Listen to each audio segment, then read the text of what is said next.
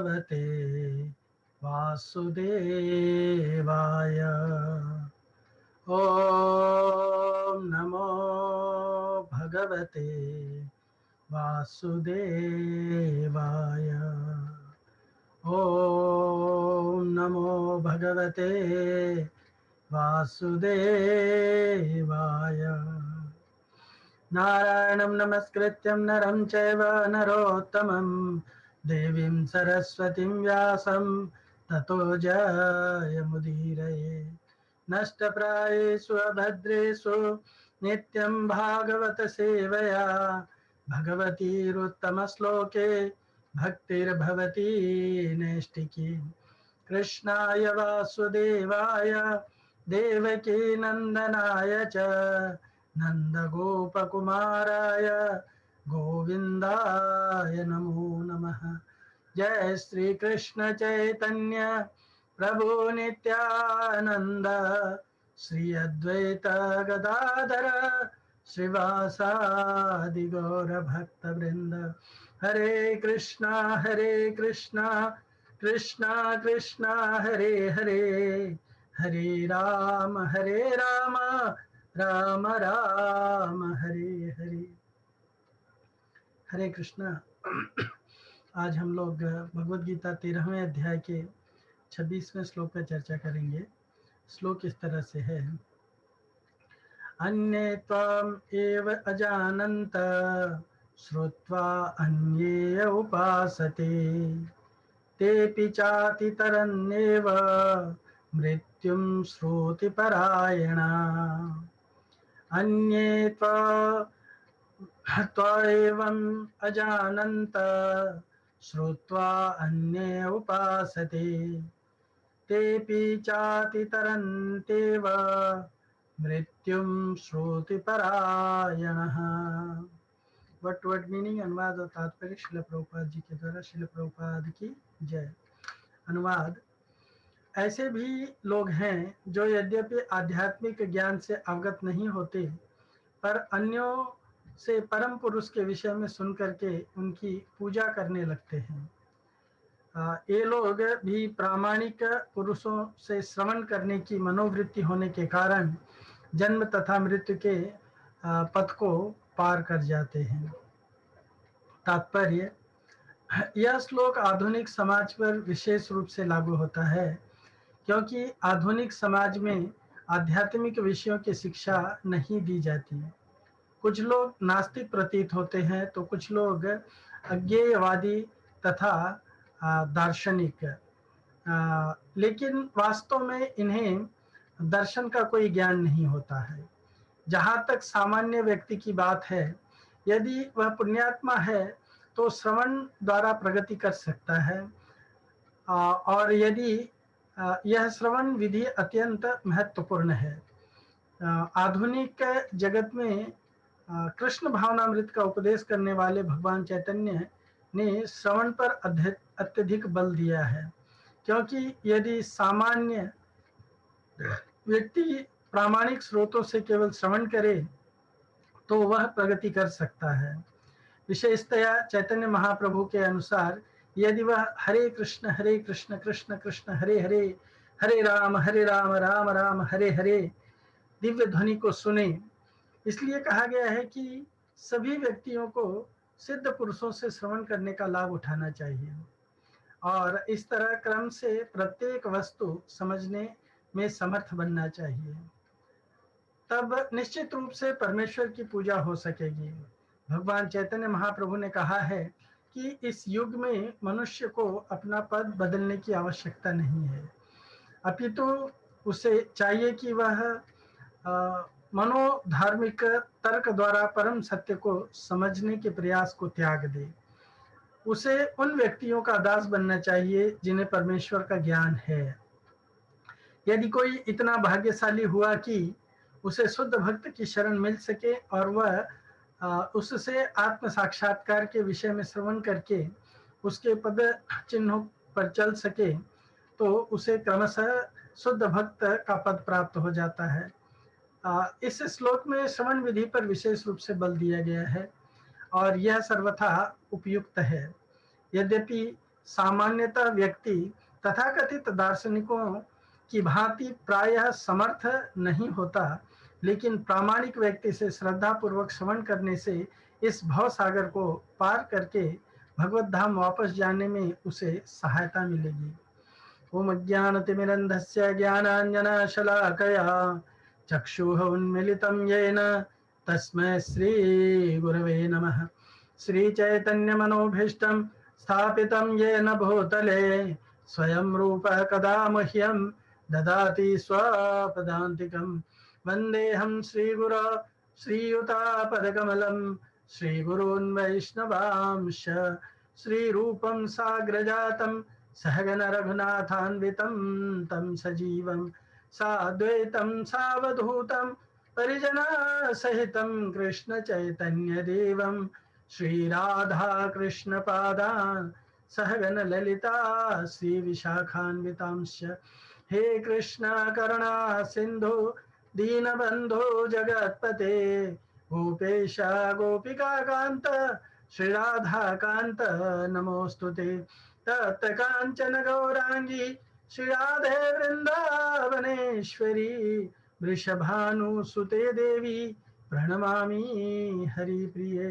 वाञ्छाकल्पतरुभ्यश्च कृपा सिन्धुभ्यैव च पतितानां पावनेभ्यो वैष्णवेभ्यो नमो नमः। जय श्री कृष्ण चैतन्य प्रभु नित्यानंद श्री अद्वैत गदाधर श्रीवासादि गौर भक्त वृंद। हरे कृष्णा कृष्णा कृष्णा हरे हरे, हरे राम राम राम हरे हरे। हरे कृष्णा।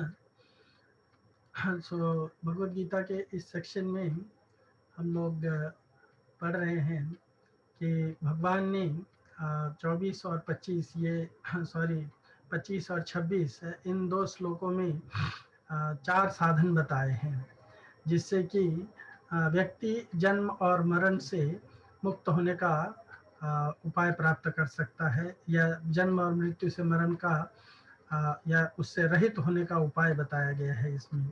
तो भगवान ने पिछले श्लोक में बताया था कि ध्यानेन आत्मनि पश्यन्ति केचित् आत्मना अन्ये सांख्येन योगेन कर्म योगेन च अपरे। सो कई मनुष्य ध्यान योग के द्वारा, कई सांख्य योग के द्वारा और कई कर्म योग के द्वारा अपने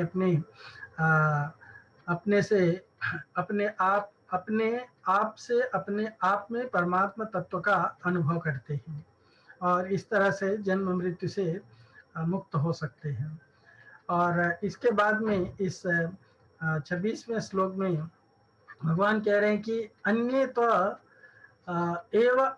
एवं अजानन्तः श्रुत्वा अन्येभ्य उपासते तेपि चा अति तरन्तेव मृत्युम श्रुति परायणः। यानी दूसरे मनुष्य इस प्रकार ध्यान योग, सांख्य योग, कर्म योग आदि साधनों को नहीं जानते, पर दूसरों से, जीवन मुक्त महापुरुषों से सुनकर ही उपासना करते हैं। हाँ, ऐसे वे सुनने के अनुसार आचरण करने वाले मनुष्य भी मृत्यु को तर जाते हैं। तो हम में से बहुत सारे लोग जो है इसी कैटेगरी के हैं। हाँ, इसी कैटेगरी के हैं।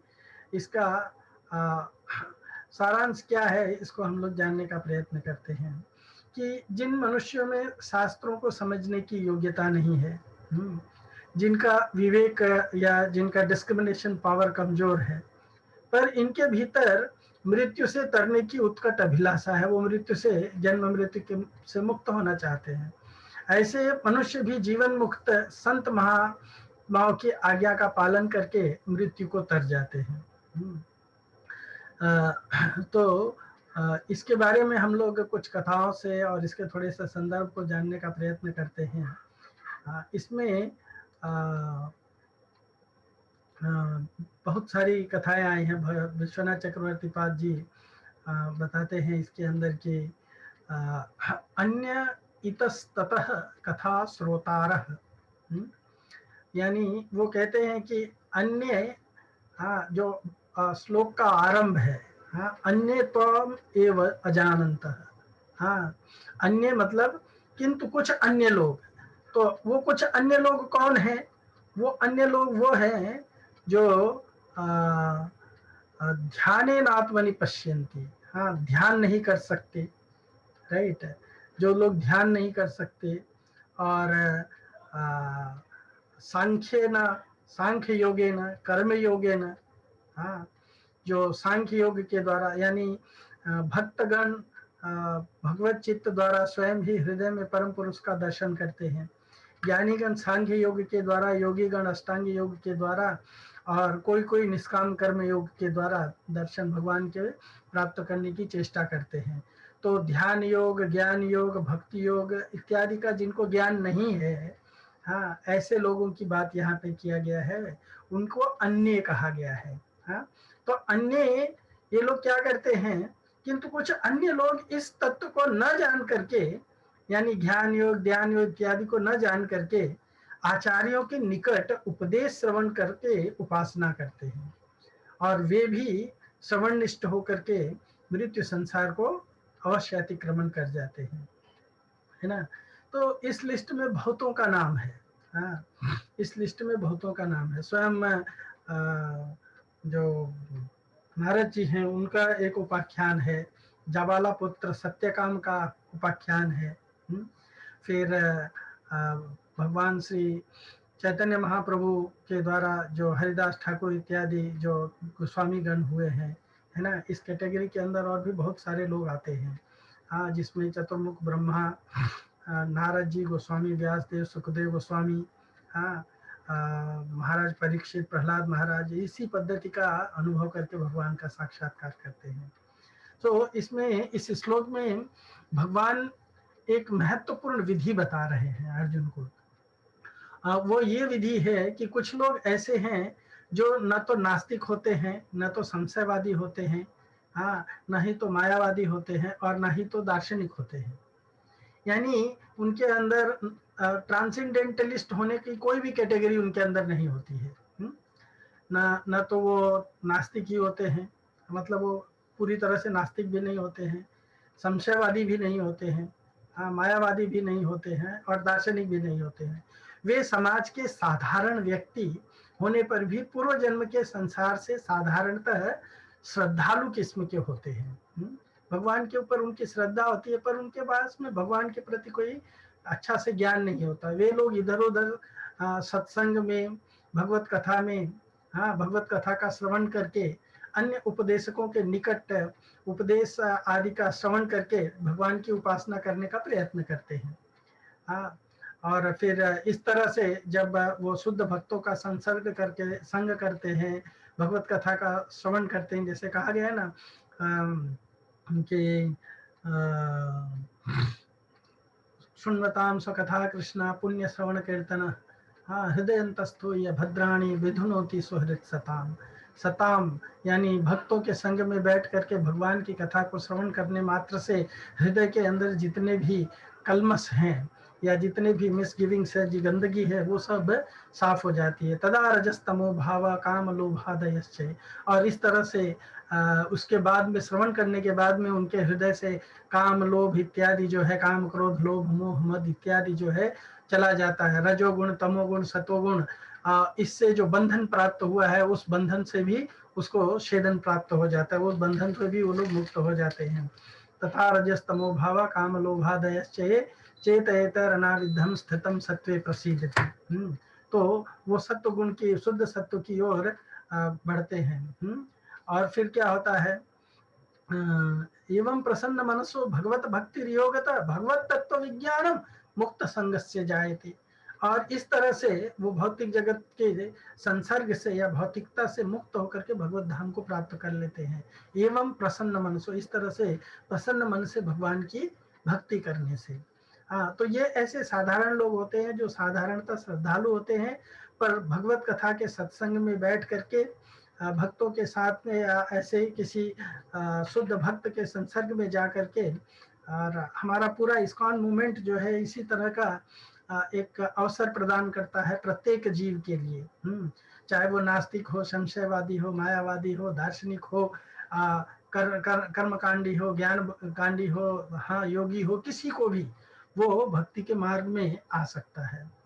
आधुनिक तथा सभ्य समाज में आत्मज्ञान के विषय में कोई शिक्षा नहीं दी जाती है। आज का हमारा शिक्षा पद्धति ही ऐसा है जिसमें हमें भगवत ज्ञान या आत्मज्ञान या सेल्फ रियलाइजेशन के बारे में हमें कोई ज्ञान नहीं बताया जाता है। किंतु श्रीमद् भागवत और श्रीमद् भगवत गीता में श्रवण की विधि को अत्यंत महत्वपूर्ण बताया गया है। भगवान बार बार अर्जुन से कहते हैं, शृणु मे परमं वचः, हाँ यत्ते हम प्रियमाणाय वक्ष्यामि हितकाम्याय, तुम मेरे परम वचन को सुनो, है ना। बार बार श्रवण करने का निर्देश देते हैं, है ना भगवान। तो श्रवण जो है वो बहुत ही महत्वपूर्ण है। और विशेष करके भगवान श्री चैतन्य महाप्रभु ने श्रवण और कीर्तन के विषय में अत्यधिक बल दिया है। श्रवण और कीर्तन के विषय में अत्यधिक बल दिया है। हमारे बहुत सारे आचार्यों ने भी इसको लेकर के बहुत सारे भजन लिखे हैं। हाँ, उन्होंने कहा है कि इस आधुनिक विश्व में ये जो हरे कृष्ण महामंत्र है, हरे कृष्णा कृष्णा कृष्णा हरे हरे, हरे राम राम राम हरे हरे, हाँ, इस हरि नाम के श्रवण कीर्तन करने से विशेष जोर दिया गया है। क्यों? क्योंकि यही इस कलयुग का तारक मंत्र है। इसका मुख्य उद्देश्य है कि भगवत कथा और श्री हरि नाम के श्रवण कीर्तन स्मरण के प्रभाव से सहज रूप में भगवान की सेवा प्राप्त की जा सकती है।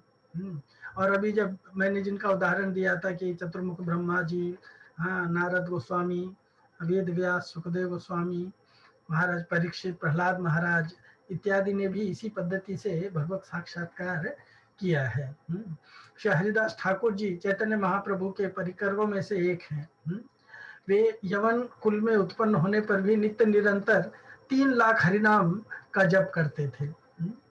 समाज के छोटे बड़े सभी लोग उनकी खूब श्रद्धा करते थे, हाँ, उनका खूब विश्वास रखते थे और उनसे सुना करते थे। ऐसा देख करके वहां का एक प्रसिद्ध जमींदार रामचंद्र खान हरिदास ठाकुर से ईर्ष्या करने लगा, द्वेष करने लगा। ऐसा देख करके वो जब द्वेष करने लगा तो उसने हरिदास को लोगों की दृष्टि में गिराने के लिए प्रचुर अर्थ का लोभ दिखा करके, बहुत सारा धन का लोभ दिखा करके एक परम रूपवती किशोरी वेश्या को, हाँ, रात के समय उनके निकट भेजा कि जा करके इनका पतन कराओ और फिर मैं सबको पब्लिश करा दूंगा। हरिदास ठाकुर जी भगवती गंगा के किनारे एक निर्जन स्थान में एकाग्र चित्त से हरे कृष्णा कृष्णा कृष्णा हरे हरे, हरे राम राम राम हरे हरे, इस महामंत्र का उच्च स्वर से संख्या पूर्वक नाम गान करते थे, संख्या पूर्वक नाम गान, हाँ, जप करते थे। और उनके पास ही एक तुलसी का चबूतरा बिरवा लगाया गया था और चांदनी रात थी। वेश्या उनके निकट जाकर के अपने हाव भाव और भाव भंगिमाओं के द्वारा अपने मन की अभिलाषा को वो प्रकट करने लगी। लेकिन हरिदास ठाकुर पर इसका कोई भी प्रभाव नहीं पड़ा। इसका कोई भी प्रभाव नहीं पड़ा। तो अंत में उसने स्पष्ट शब्दों में हरिदास ठाकुर से प्रार्थना की, हाँ, कि मैं भी यंग हूँ, तुम भी यंग हो, मेरी इच्छा है कि तुम मेरा भोग करो और इस तरह से मुझे सुख दो। उसने स्पष्ट शब्दों में ये हरिदास ठाकुर जी से कह दिया। हरिदास ठाकुर ने भी कहा कि मैं तुम्हारी इच्छा पूरी तो करना चाहता हूँ, पर समस्या ये है कि मैंने एक वचन ले रखा है, 1 करोड़ हरिनाम जप करने का संकल्प किया है। तो मेरी ये माला बस थोड़ी देर में पूरी हो जाने वाली है, तो इसको पूरी हो जाने के बाद में, मेरी संख्या पूरी हो जाने वाली है, उसकी पूरी हो जाने के बाद में मैं तुम्हारी इच्छा अवश्य पूरा करूंगा। तो आश्वासन पाकर के वेश्या उनके निकट ही बैठ गई और बैठे बैठे रात बीत गई। रात भर बैठे रही और वो हरिदास ठाकुर के द्वारा उच्चारित हरे कृष्ण महामंत्र जो है, हरे कृष्णा कृष्णा कृष्णा हरे हरे, हरे राम राम राम हरे हरे, इसका श्रवण करने लगी। हरिदास ठाकुर ने उनका जब पूरा नहीं हो रहा था, वो प्रतीक्षा करते जा रही थी, पर प्रातःकाल होने पर लोक लज्जा या समाज के भय के कारण, हाँ, डर के कारण वो वापस लौट गई और कह के गई कि मैं कल जरूर आऊंगी और तब आप मेरी इच्छा पूरी कर देना। तो वो लौट गई। दूसरी रात वो फिर से आई, हाँ, पुनः आकर के उनके पास बैठ गई और हरिदास ठाकुर ने आज भी उससे कहा कि मेरा नाम का जो जप है वो अभी बस पूर्ण होने वाला है, तुम और थोड़ी देर के लिए इंतजार करो।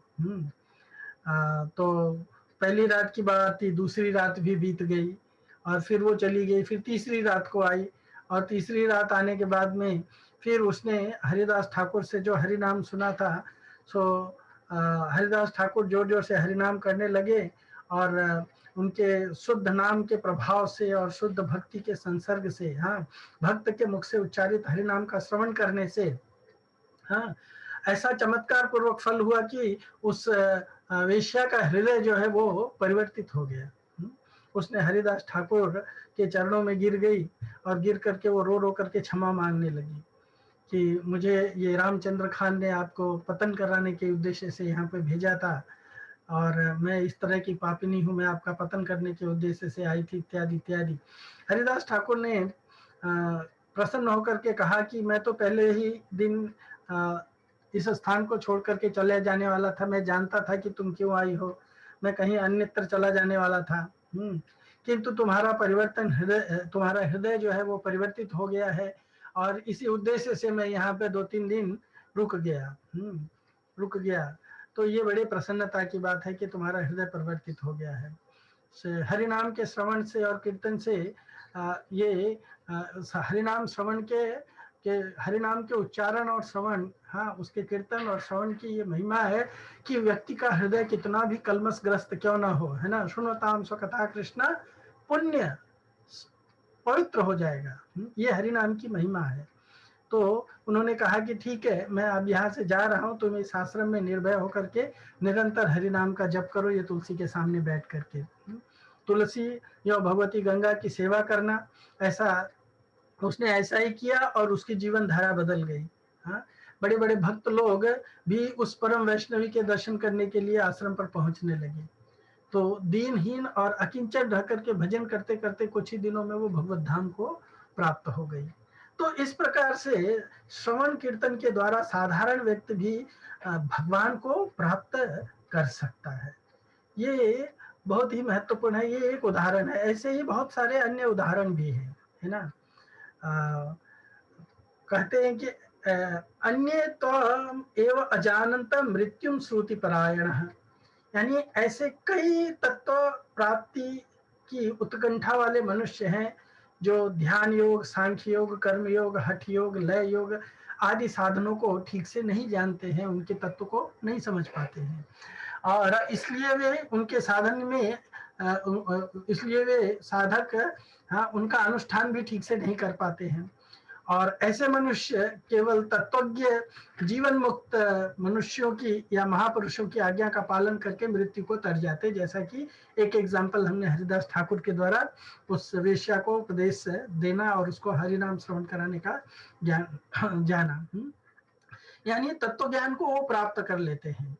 एक एग्जाम्पल दे सकते हैं कि जैसे धनी आदमी की आज्ञा पालन करने से व्यक्ति को धन मिलता है, ऐसे ही तत्वज्ञ जीवन मुक्त महापुरुषों की आज्ञा का पालन करने से तत्व ज्ञान मिलता है।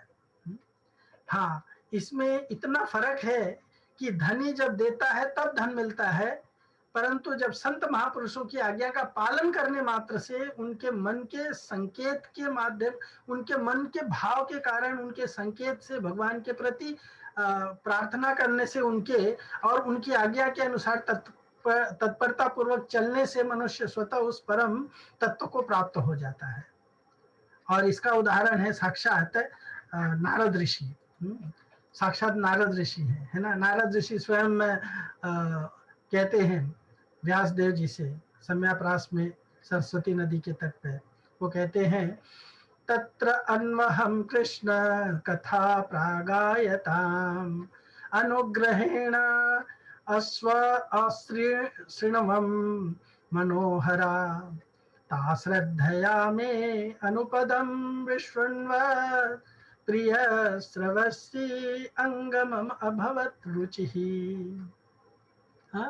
तत्रान्वहं कृष्ण कथां प्रगायताम अनुग्रहेण श्रवणम एवं मनोहरा, श्रवण एवं मनोहरा, ता श्रद्धयामि अनुपदम विश्वन्वतः प्रिय श्रवस्यंग ममाद्भव त्रुच्चे।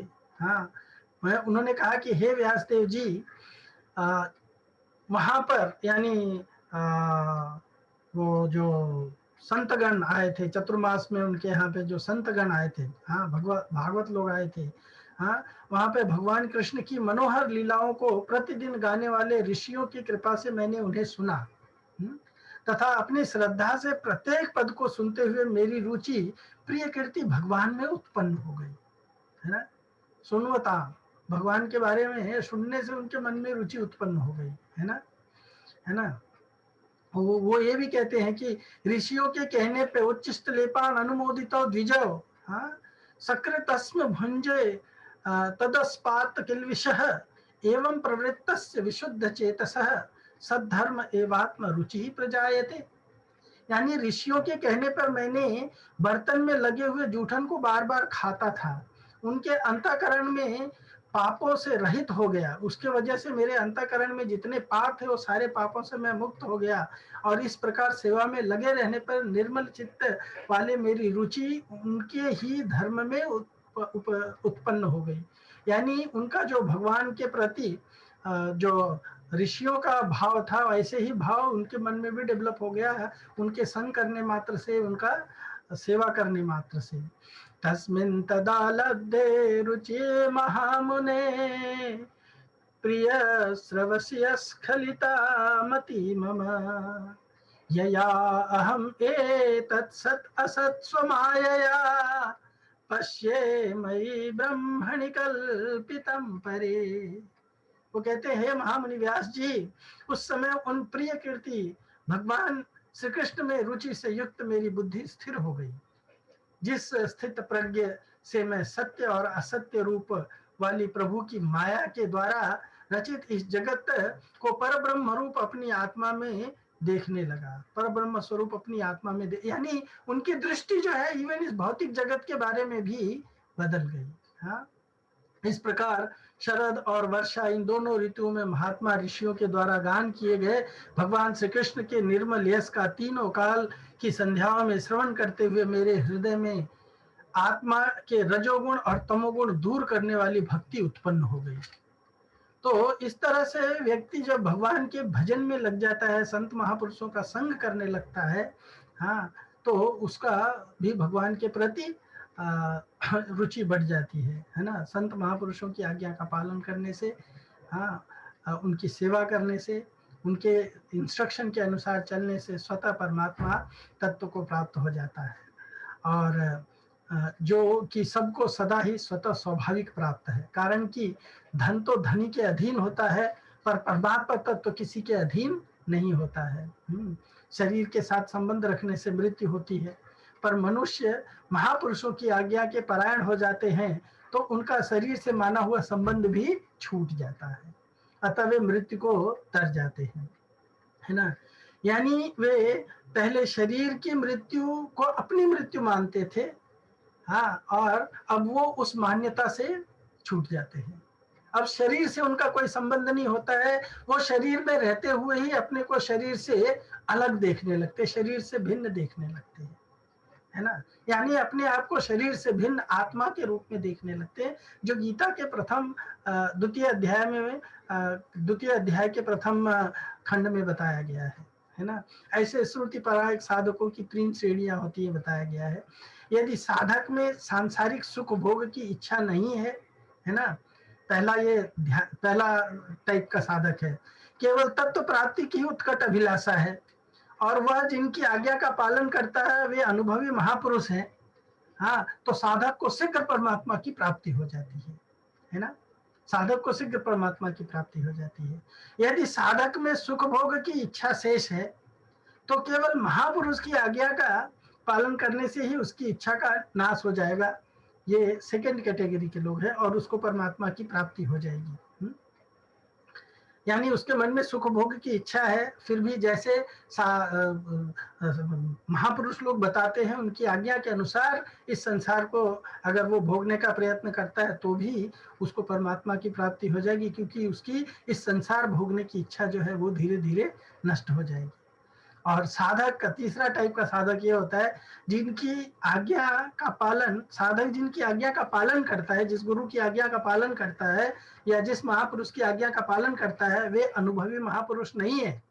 हाँ, यानी उनमें वो तरह का बल नहीं है, पर साधक में किंचन मात्र भी, हाँ, थोड़ा सा भी सांसारिक इच्छा नहीं है और उसका उद्देश्य केवल परमात्मा की प्राप्ति करना है। राइट। अगर उसका जो टीचर है उसके अंदर योग्यता नहीं है और लेकिन शिष्य के अंदर जो है संसार भोग की इच्छा नहीं है और वो टीचर की आज्ञा का ज्ञान का जो है वो अनुशीलन करता है, हाँ, उसकी इच्छा केवल परमात्मा को प्राप्त करना है, तो भगवत की कृपा से उसको परमात्मा की प्राप्ति हो जाएगी, क्योंकि भगवान तो उसको जानते ही हैं, उसके हृदय में क्या है। हाँ, तो अगर उसका टीचर सही नहीं भी है तो भी अगर वो शुद्ध हृदय वाला वो भक्त है तो भगवान उसको पार कर जाएंगे। इसका एक अच्छा एग्जाम्पल दिया जाता है, हाँ, शास्त्रों में महाभारत में आया हुआ है, हाँ, जिसमें गुरु के आज्ञा का पालन करते हुए कैसे व्यक्ति जो है वो मुक्त हो जाता है। उसी तरह से छांदोग्य उपनिषद के चौथे अध्याय में चौथे से 9वें खंड तक का एक कथा आती है, जिसमें मनुष्यों को शास्त्र समझने की योग्यता नहीं है, जिनका विवेक कमजोर है, और जिनके भीतर मृत्यु से तरने की अभिलाषा है, ऐसे मनुष्य जो है किस तरह से इस जगत से निकल जाते हैं। तो जवाला पुत्र सत्यकाम की कथा आती है। हाँ, जवाला पुत्र सत्यकाम ऋषि गौतम ऋषि के पास में उपदेश लेने के लिए गया। ऋषि ने उसको 400 एकदम दुबली पतली निर्बल गाय जो है उसको देकर के कहा कि तू इनके पीछे पीछे जा और जंगल में इनको चरा करके इनको रिष्ट पुष्ट करो, और जब इनकी संख्या बढ़ जाए, संख्या 1000 हो जाए, 1000 हो जाए, तब तुम वापस लौट आना। तो सत्यकाम ने भी उत्साहपूर्वक कहा कि जब इनकी संख्या 1000 होने पर ही मैं वापस आऊंगा। ऐसा कहकर के वो उन गायों को लेकर के वन में चला गया, हाँ, और वहां उनका पालन पोषण करने लगा। हाँ, बहुत वर्ष बीत जाने पर पालन पोषण किस तरह से करता था, ये बड़ा महत्वपूर्ण है इसको सुनने के लिए, है ना। वो पालन पोषण किस तरह से करता था, जब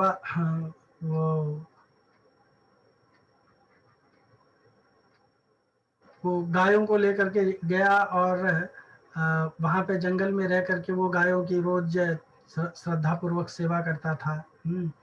और जब श्रद्धा पूर्वक सेवा करता था, उनकी रक्षा करता था, उनको खिलाता था, पिलाता था, उनका सेवा सत्कार करता था, और इस तरह से वो गायों की सेवा करते करते जब गायें 1000 की संख्या में हो गई, है ना, 1000 की संख्या में हो गई, तो उसी समय वायु देवता एक सांड का रूप लेकर के प्रकट हुए उसके सामने, और उन्होंने उससे कहा कि देखो, तुमने कहा था अपने गुरु से कि गायें जब 1000 हो जाएंगी तब तुम उनको गुरु के पास वापस लेकर के आओगे, तो अब गायें 1000 हो गई हैं, तो अब तुम जो है हमें अपने हमारे स्वामी के पास पहुंचा दो, हमें हमारे स्वामी के पास पहुंचा दो।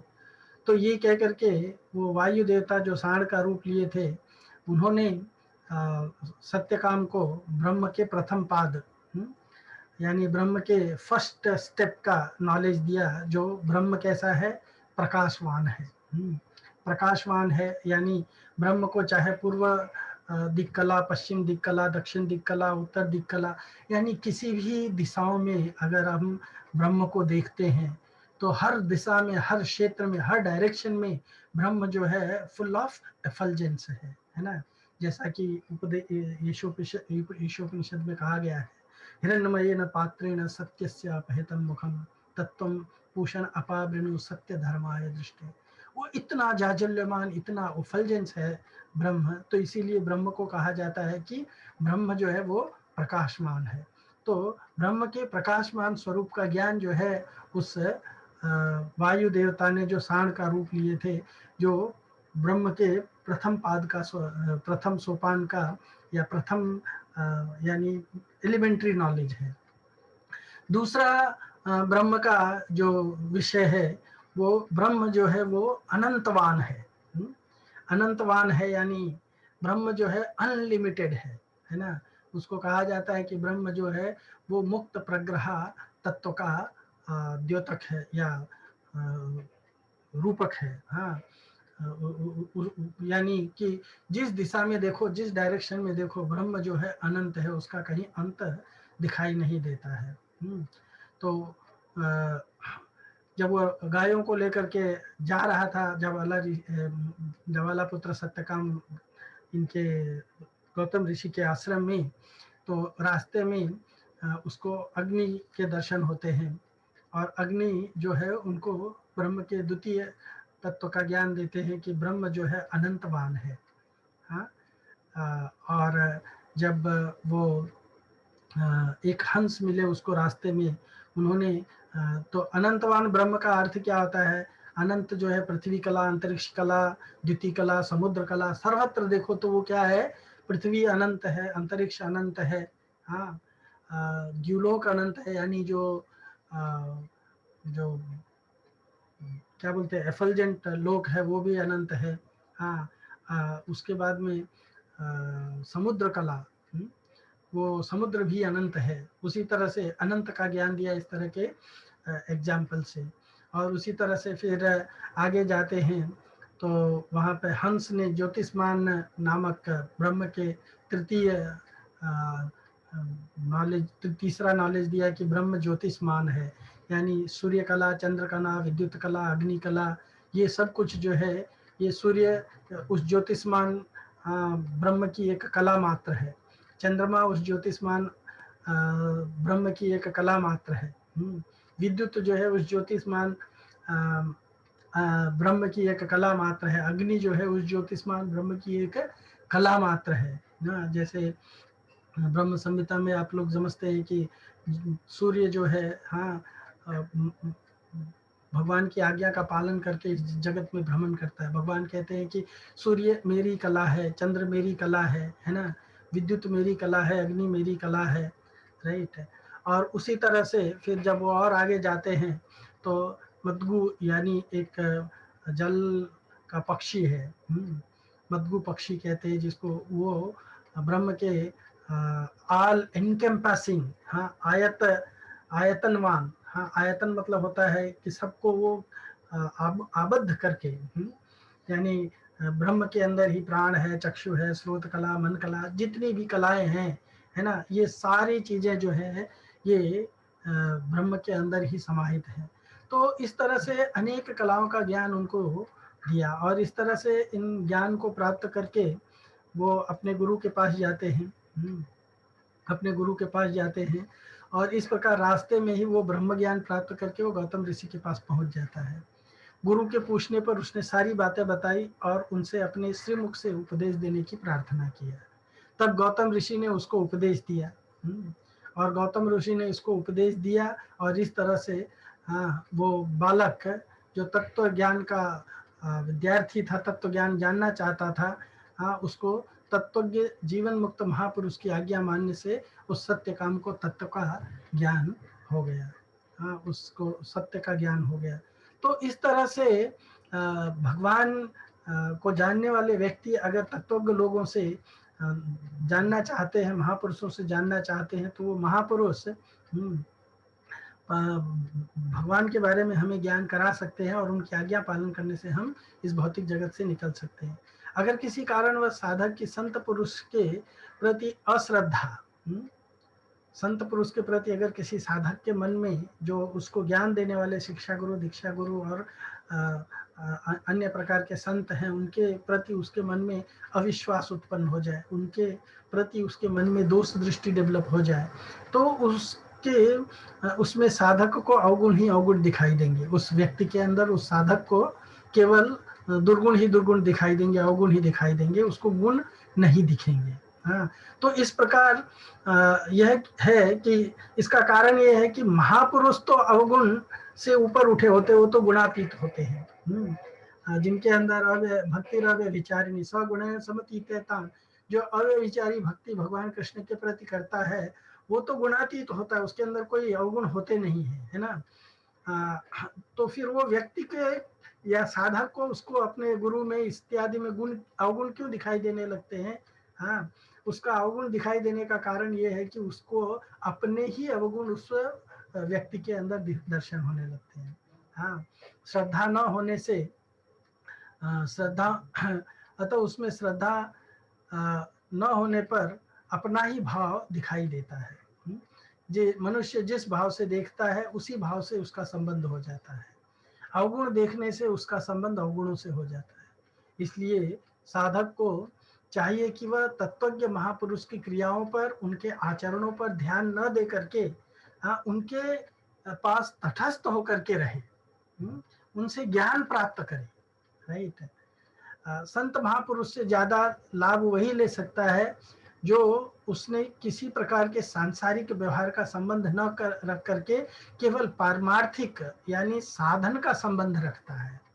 जैसे भगवान कहते हैं ना, आचार्य माम विजानीयात ना अवमान्यत कर ही चित, कभी भी अवमानना नहीं करनी चाहिए। किसकी? आचार्य, शिक्षा गुरु की। हाँ, गुरु की शिक्षा, गुरु की। आचार्य, आचार्य माने जो आचरण से सिखाता है, जो शिक्षा के द्वारा सिखाता है, ऐसे गुरु की या ऐसे संतों की अवमानना नहीं करनी चाहिए। ना अवमान्यत कर ही चित। हाँ, और अगर कोई उनकी अवमानना करता है तो ये अपना खुद का नुकसान करता है। संत महापुरुष का लाभ वही ले सकता है जिसको किसी भी प्रकार का सांसारिक व्यवहार का संबंध नहीं रखता है। वो उनके अंदर मर्त्य बुद्धि, न मर्त्य बुद्धि शूयत, हाँ, उनके प्रति मर्त्य बुद्धि यानी सांसारिक बुद्धि का भाव नहीं रखना चाहिए। नहीं तो फिर हमारी उन्नति होना संभव नहीं है। और दूसरी बात, साधक इस बात की सावधानी रखे कि उसके द्वारा इस महापुरुष की कहीं निंदा न हो। हाँ, यदि वह उसकी निंदा करेगा तो उसकी भी कभी उन्नति नहीं हो सकती है, वो कभी आगे नहीं बढ़ सकता है। तो इसलिए हम जिन साधु संतों से सुनते हैं, आचार्यों से सुनते हैं, गुरुओं से सुनते हैं, ऐसे लोगों की हमें कभी निंदा नहीं करनी चाहिए। और इस तरह से हम देखते हैं कि इन बहुत सारे एग्जाम्पल्स के साथ में, हाँ, इन बहुत सारे एग्जाम्पल्स के साथ हम देखते हैं कि इस श्लोक में भगवान ने जो बताया है, और मैक्सिमम विशेष करके इस कलयुग के लिए इस तरह का, क्योंकि आज के ज़माने में तो ठीक से लोग ये भी नहीं जानते हैं कि मायावादी किसको कहा जाता है। किसी को भी मायावादी कह देते हैं। हाँ, क्योंकि जो माया का मायावादी वो कहलाता है जो माया को सर्वोपरि मानता है ना। पर हम किसी को भी मायावादी कह देते, कभी कभी हम लोग भक्त को भी मायावादी इत्यादि कह देते हैं। तो इसलिए हम में से इन सब चीज़ों का ठीक से ज्ञान नहीं होने के बावजूद भी, है ना, हम लोग कभी कभी इस तरह के तत्वों में फंस जाते हैं। और इस तरह से हमें अपने आप को बचाने के लिए हमको क्या करना चाहिए? इस श्लोक में भगवान ने बहुत ही सुंदर तरीके से हमको एक अवसर प्रदान किया है, हमको एक ज्ञान दिया है कि हम इस संसार से कैसे अपने आप को निकाल सकते हैं, है ना। हम कैसे अपने आप को निकाल सकते हैं, ये हमको समझना बहुत आवश्यक है। हम लोग यहाँ पर ही इस चीज़ को विराम देते हैं, अगली चर्चा हम आगे करेंगे। तब तक के लिए आपका बहुत बहुत धन्यवाद। Hare Krishna. Thank you so much.